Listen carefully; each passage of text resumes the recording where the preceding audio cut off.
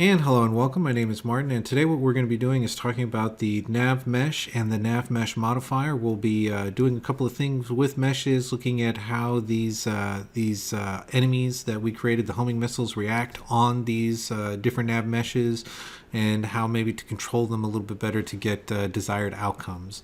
So the first thing we'll do is actually see what we have built so far, which is if we're standing outside of the nav mesh area, we are not being hit.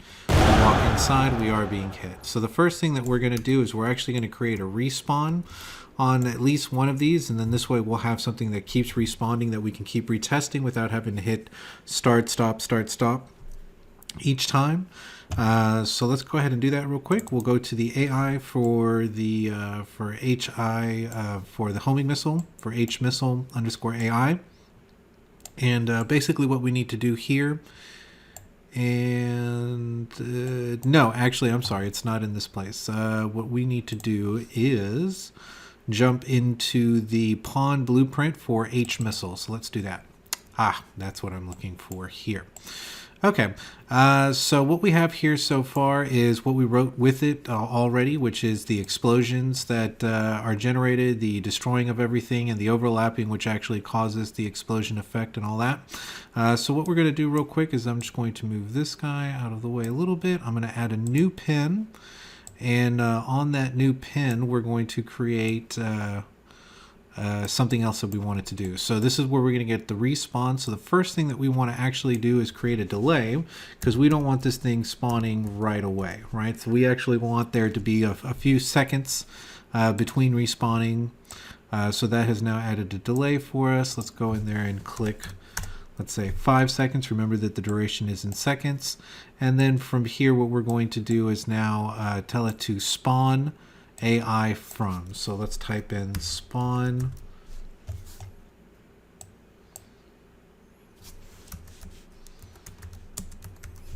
there it is. So spawn AI from, and what we have right now would be the class, and this class allows us to be able to pick the homing missile, and we'll pick the homing missile there, and then the only thing we need is the location for where the homing missile is. So I'm going to go ahead and select this, right click and copy the x-axis, go back to the missile, put in the x-axis, Control V. That actually copied everything. Let me see if I can just go copy the x by itself.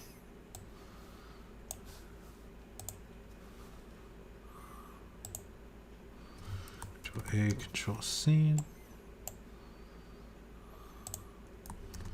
So that will be the x-axis. Control A, Control C, Control V, Control A, Control C, Control V. So now we have the exact same locations that are actually there. So at this point, what we're telling it to do, and always remember to hit compile and save.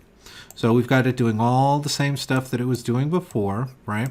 The only difference now is that when it's finished doing everything, the next thing it's going to do is wait 5 seconds, and then it's going to spawn another homing missile, right? So another homing missile. So let's hit compile and save. And now let's go to this, and the middle one should now respawn. So we're going to hit play.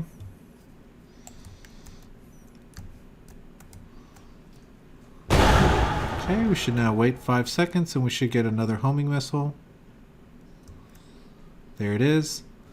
And if I run into it, there it goes. Now, the only problem with this is that it's coming in sideways. So because it's coming in sideways, there's something that we actually need to change to this. So let's go back and double click. And it's actually the rotation. The z-axis needs to be rotated 90 degrees in my case. It may not be the same on yours, depending on where you've actually placed your homing missile. But if this is the case, what I could do is I can check this and I can see that I indeed have rotated this 90 degrees off axis. So that way it's pointing this way. So when it respawns, I want it to do the same thing. So we're going to say respawn, and respawn with a 90-degree tilt. Okay, we're going to hit compile and save. And now let's go ahead and push save and play.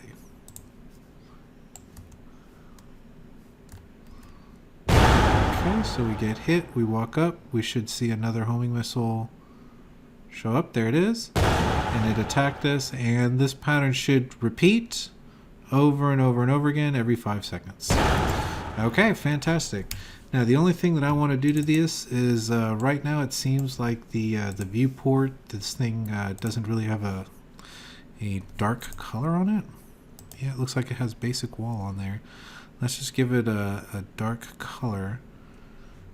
That way, or something where we can see it. Okay, that ought to be fine. At least that way I can see it. Let's hit save. And let's just make sure. Okay, so they have all turned red. All right, fantastic. So now let's say that we want to do the same thing, but we want to create an area over here. And in this area, we want the same thing. We want 3 homing missiles, and we want them to attack us when we walk into that area. So what we'll need to do is we'll need to, the first and most obvious thing that we can do is we can grab the area, and we can extend it, right? We can just grab it and drag out this way, and then move the area more to the middle, and then drag from the center out. Okay, we can, let's say, grab one of these, and we'll make another section over here.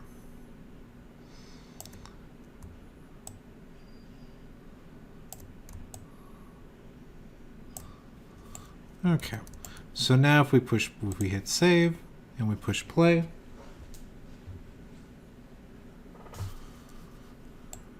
okay. So if I walk over here, we will now see that all the homing missiles came in this direction. And if I walk over here on this side, that indeed the one from over there came over here and got me. So at that point, what ended up happening was that all the homing missiles were launched. No matter what I did, that homing missile, let me just get the right color down here. No matter what I did, that homing missile, no matter which one of these 2 platforms I got on, that homing missile came for me, right? So it was not specific to the platform. These just moved in that general area. So something that I could do is I could use what's called a nav mesh modifier. I'm going to put one of those out on the floor. And you'll see that it creates a negative space. So let's make this big enough that it will actually block, and we'll cut off these 2 sections from each other. Okay, so the only thing that I'm going to do is I'm going to widen this out just a little bit. And so then that way this area will more closely match what I've got going on there with the grass. So let's go ahead and test this real quick and see what happens. So I should be able to walk into this area in between, and you'll see that nothing happens the second I walk into one area or the other. So if I walk into this area. Now what's happened to these guys is they've actually gone outside the nav mesh.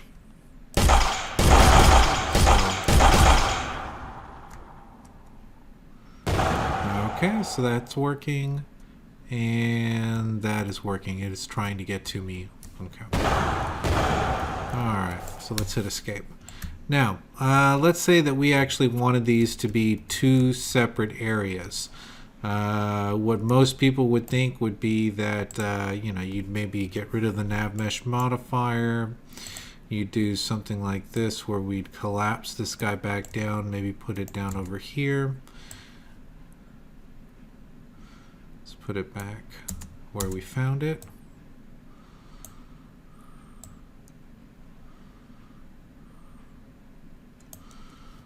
Okay, so another way we could have also have done this would be we could go to modes, we could go to brush editing, and we could select this object, and in selecting that object now we have the ability to select the different points.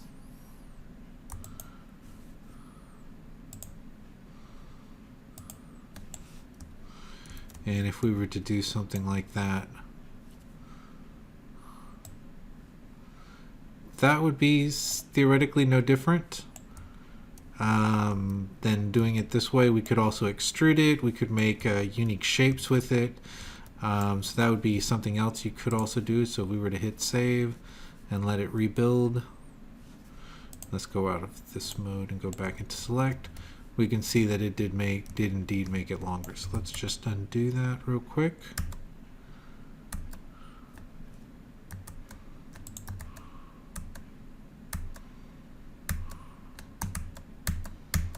Is it not letting me? That's fine.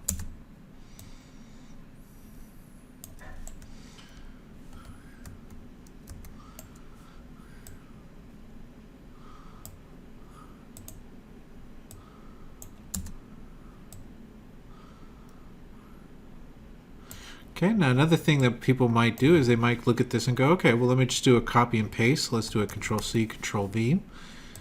And let's move that additional copy over here to the other side.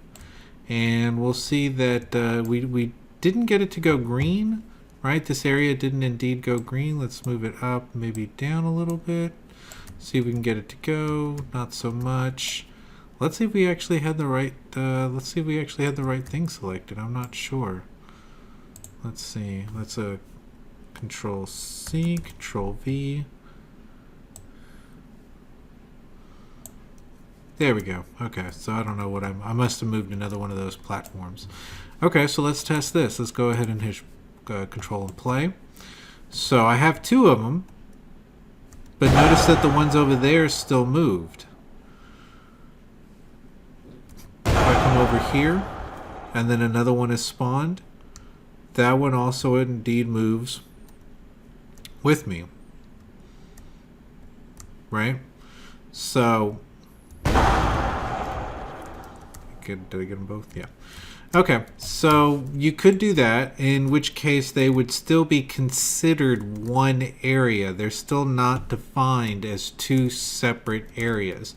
So the thing that we're going to actually have to do if we want these to identify as two different areas is actually first identify the area, like actually say it's from X point, from XX to YY, and then, or from XY to XY, and then actually write that into, guess what, the code for these guys, for the H missile AI or underscore AI. So you're going to actually have to write that, and I think it's going to be in the H missile itself. So what we're going to have to do is we're going to actually have to make a couple of different H missiles, and then from there a couple of different H AIs. So anyway, so that was being able to manipulate the nav mesh areas. We can see that we can make two of them. They're both going to be treated as exactly the same area. We can stretch it. We can put nav mesh modifiers or modifiers in there to be able to negate that space.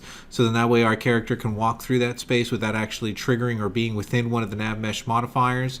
So what we're going to do in the next video, because I don't want to make this one too long, is we're actually going to go and create additional the H missile enemies. So we'll make H missile underscore 2 and H missile underscore 3, and then we'll create individual AIs for both, for all three of them, and then define an area for all three of them, and then actually watch them become different, not classes, but be able to work in different areas. Okay, so I hope you enjoyed the video and have a wonderful day. Bye bye.